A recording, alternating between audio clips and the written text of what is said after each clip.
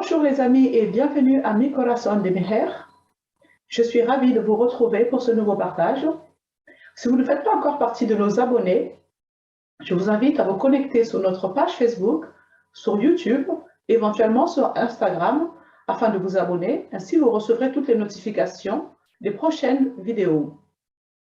Aujourd'hui, j'ai eu à cœur de partager avec vous un nouveau thème que j'ai intitulé « Qui est-il pour toi ?» Qui est Jésus pour toi? Lui as-tu confié ton cœur et toute ta vie pour qu'il soit pour toi ton Seigneur, ton Sauveur personnel? Ou est-il uniquement une victime expiatoire pour tes péchés? Nous lisons dans Jean 17, verset 3, où il est écrit « La vie éternelle, c'est qu'ils te connaissent, toi, le seul vrai Dieu, et celui que tu as envoyé, Jésus-Christ. » Dans Exode 18, verset 20, Dieu parle à Moïse. Il lui demande de faire connaître aux gens les lois et les enseignements de Dieu. Il dit à Moïse que tu dois leur montrer le chemin à suivre et la vie qu'ils doivent mener. Vous savez, dans la Bible, la définition du verbe connaître, c'est d'avoir une relation avec une personne. La question qu'on peut se poser aujourd'hui, est-ce que nous connaissons ce que nous devons faire? Est-ce que nous connaissons le chemin à suivre?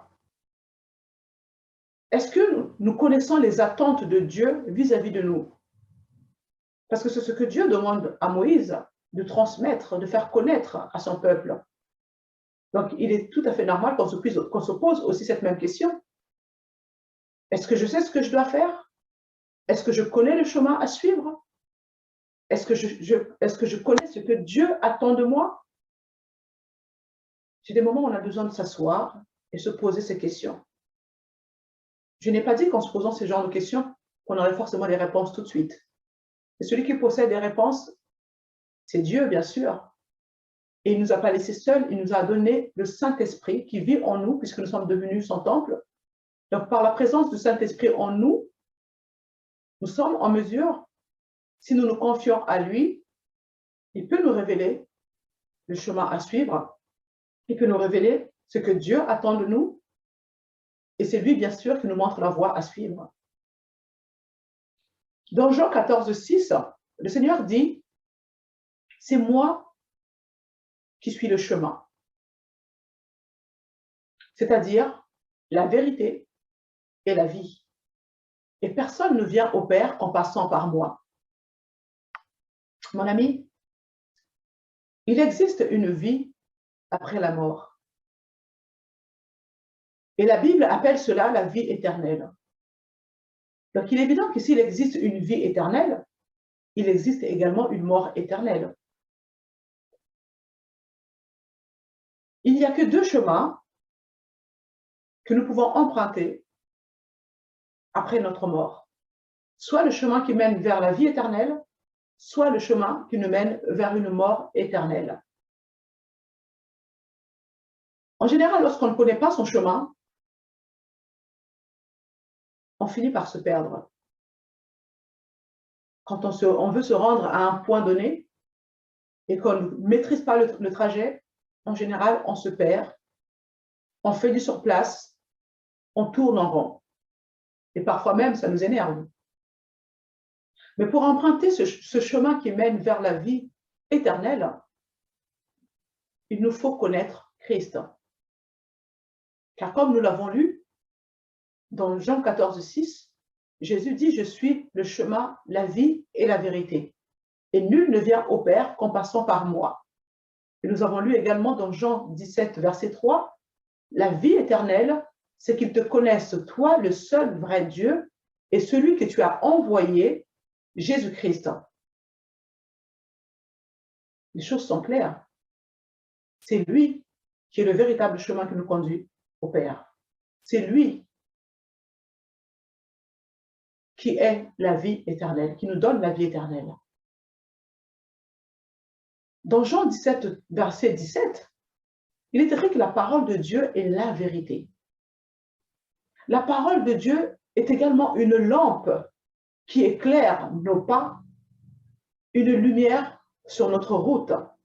Mon ami, sans Christ, tu es dans les ténèbres.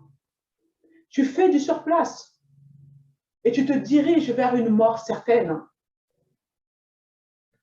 Si tu ne connais pas encore Christ de façon personnelle, ben mon ami, c'est le moment de le rechercher. C'est le moment de chercher à connaître Jésus. Pas simplement de façon intellectuelle.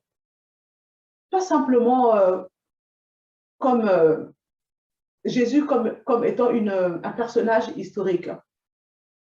Ou simplement Jésus comme étant un prophète. Il est beaucoup plus que ça. Il s'agit vraiment de chercher à avoir une relation avec la personne de Jésus-Christ, une relation personnelle, développer cette intimité avec lui. C'est le désir de notre Seigneur pour nous. Il souhaite partager notre vie. Il souhaite qu'on puisse l'associer à tout ce que nous faisons. Non pas pour nous contrôler, bien au contraire. Il est là pour nous guider, il est là pour nous éclairer, il est là pour nous aider, il est là pour prendre soin de nous. Et pour cela, il nous faut développer cette intimité avec Jésus-Christ. La relation personnelle avec Jésus. Si tu veux accéder à Dieu, si tu veux connaître Dieu dans la vérité, alors tu as besoin d'inviter Jésus-Christ dans ton cœur avec sincérité. Parce que tu sais, dans le psaume 134, verset 4, je paraphrase, il est écrit qu'avant même qu'on ouvre la bouche, le Seigneur sait déjà ce que nous allons dire. Donc, on n'a aucun intérêt à être faux ou fausse devant le Seigneur. Il sait toutes choses d'avance. Il nous connaît dans les moindres recoins.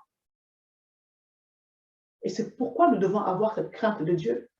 On ne peut pas venir devant Jésus-Christ avec le faux semblant, avec des mensonges, avec des choses cachées dans le cœur. C'est perdre du temps. C'est se voiler la face soi-même. Parce que Jésus, qui est Dieu, il nous connaît parfaitement. Il sait toutes choses avant même qu'on ouvre la bouche. Waouh! Ça devrait nous pousser à avoir cette crainte, ce respect profond devant le Seigneur.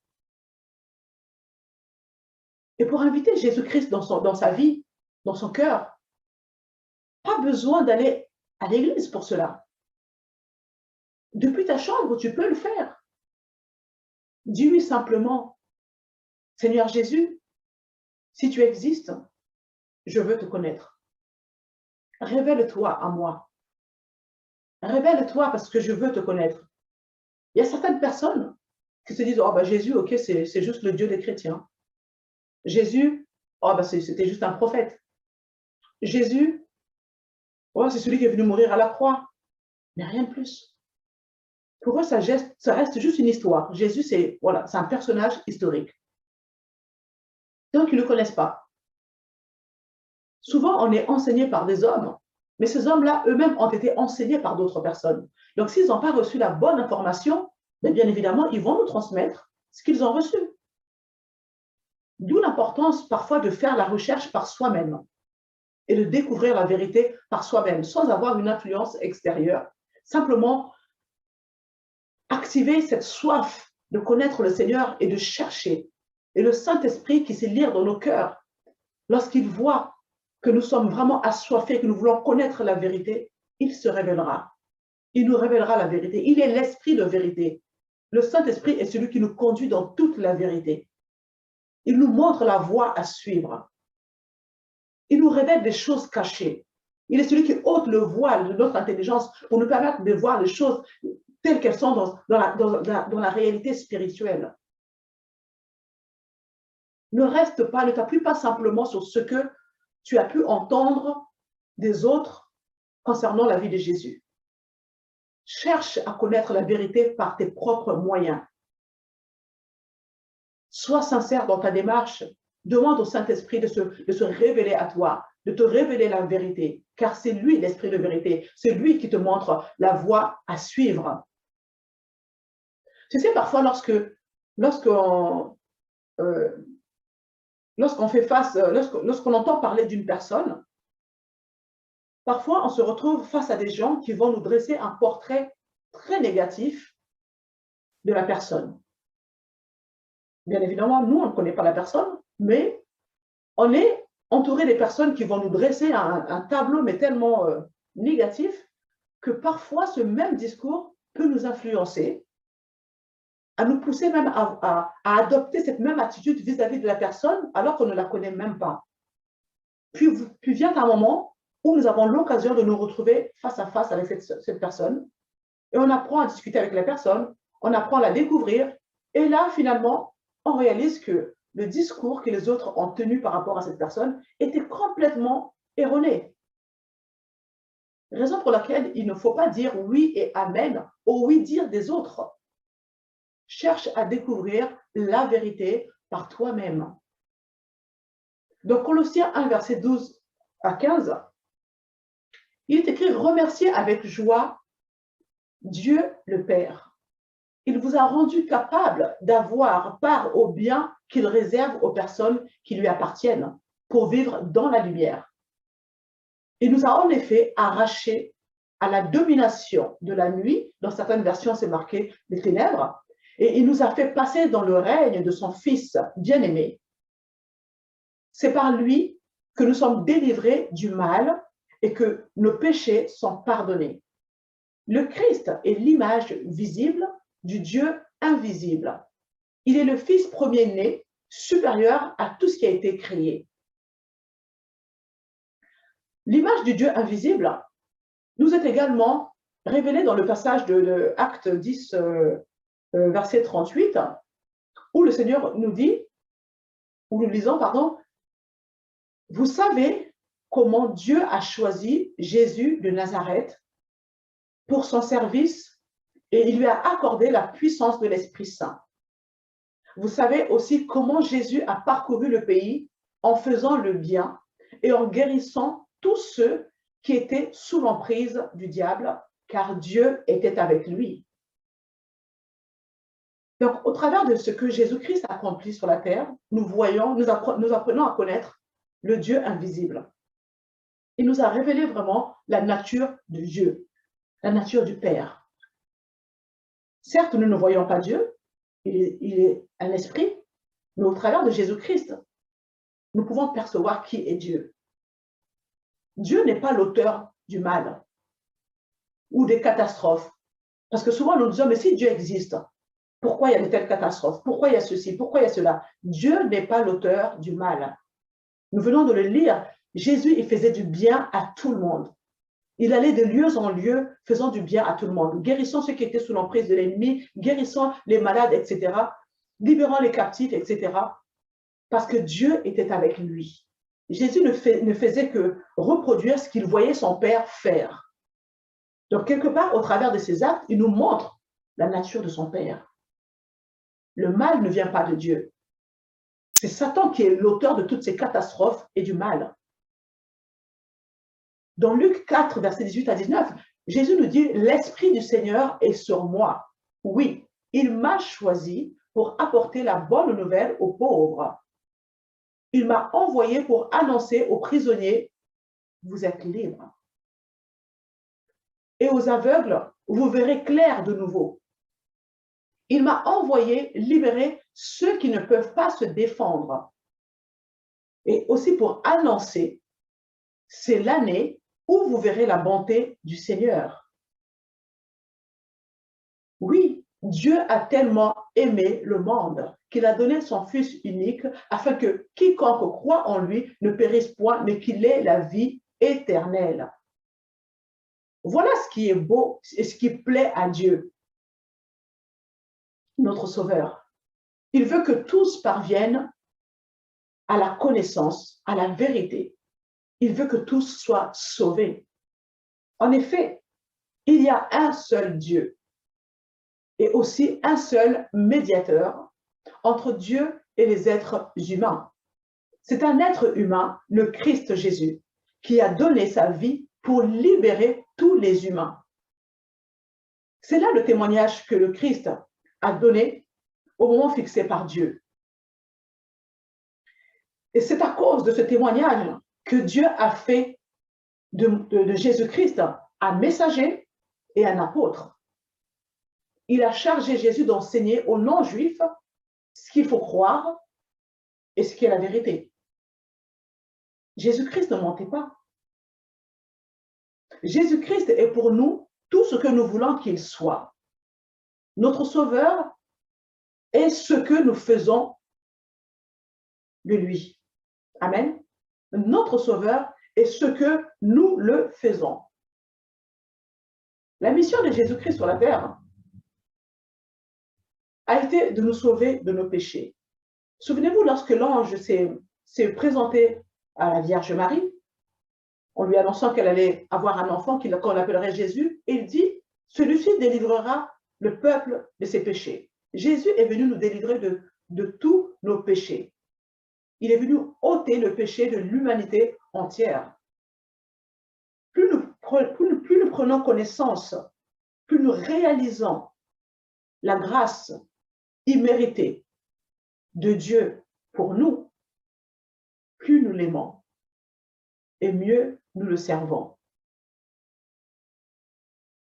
Jésus n'est pas simplement une victime expiatoire pour nos péchés. Christ est notre chemin et nous marchons en lui. Il est notre vérité et nous embrassons cette vérité. Il est notre vie. Nous vivons en lui. Il est notre Seigneur. Nous le choisissons pour qu'il puisse régner sur nous. C'est un choix. Il est notre maître. Et bien évidemment, nous avons soif de le servir. Il est notre docteur. Il nous introduit dans les voies du salut. Il est notre prophète. Il nous révèle l'avenir. Il est notre prêtre, lui qui se tient devant Dieu pour intercéder en notre faveur. Il est notre avocat. Il est celui qui défend nos intérêts. Bien évidemment, il est notre sauveur et il nous sauve jusqu'aux extrémités de la terre. Il est notre racine, nous croissons en lui. Il est le pain de vie. Nous nous nourrissons de lui. Il est le bon berger qui nous conduit vers des verts pâturages. Il est le vrai cep et nous demeurons en lui. Il est l'eau vive qui nous désaltère. Il est le plus beau des fils des hommes et nous l'admirons plus que tous les autres. Il est l'éclat de la gloire du Père. Il est l'éclat de la gloire du Père. Il est l'image, l'empreinte même de sa personne. Et nous nous efforçons de refléter son image. Il est le soutien en toutes choses. Et c'est en lui que nous nous reposons. Il est notre sagesse. Nous sommes guidés par lui. Il est notre justice. Oui, car Dieu l'a fait devenir péché afin qu'en lui nous devenions la justice de Dieu. Il est notre sanctification. Nous tirons de lui notre force pour pouvoir vivre saintement. Il est notre rédemption. Cette rédemption, c'est-à-dire qu'il nous a obtenu le rachat, le pardon éternel. Il est notre médecin, lui qui nous guérit de toutes nos maladies. Il est l'ami fidèle. Il est celui qui nous aide dans nos besoins. Il est le frère qui nous encourage dans toutes nos détresses. Jésus-Christ n'est pas simplement un personnage historique. Il est ce que tu veux qu'il soit dans ta vie. La Bible nous montre tellement de facettes de Jésus-Christ. Mon ami, tu dois t'approprier toutes ces qualités de Jésus-Christ et le proclamer, le déclarer dans ta vie. Jésus-Christ est ma sanctification. Jésus-Christ est ma raison d'être. Jésus-Christ est mon avenir. Je suis devenu le temple du Saint-Esprit. Je suis un avec lui. Je possède la pensée de Christ. Jésus, il y a tellement de choses à déclarer sur ta propre vie concernant notre Sauveur. Il y a tellement de choses. Il est le bon berger. Il reconnaît ses brebis par leurs imperfections. Tous autant que nous sommes nombreuses à lui appartenir. Mais Jésus sait nous reconnaître. Il sait reconnaître chacune de ses brebis par nos imperfections. Ces brebis entendent sa voix et le suivent, nous dit la parole. Une brebis en bonne santé ne suivra pas la voix d'un étranger. Elle saura reconnaître, elle aura le discernement de reconnaître la voix de son maître. Mais une brebis malade, elle sera prête à suivre le premier docteur qui se présente. Oui, il en est de même pour nous chrétiennes. Lorsque nous sommes malades, nous n'avons plus le discernement. Nous aspirons simplement à obtenir la guérison. Donc le premier médecin qui se présente, on le suit. Satan rôde comme un lion rougissant, cherchant qui dévorer. Oui, il est capable de venir mettre un faux berger devant ta face. Et comme tu es malade, tu risques de le suivre. Tu ne sauras pas reconnaître la voix du bon berger. Jésus-Christ est le chemin, la vie et la vérité. Nul ne vient au Père qu'en passant par lui. Le Seigneur Jésus te veut entièrement pour lui. Il veut ton cœur. Il veut ton cœur. Tu existes pour Dieu. Dieu t'a créé pour lui-même.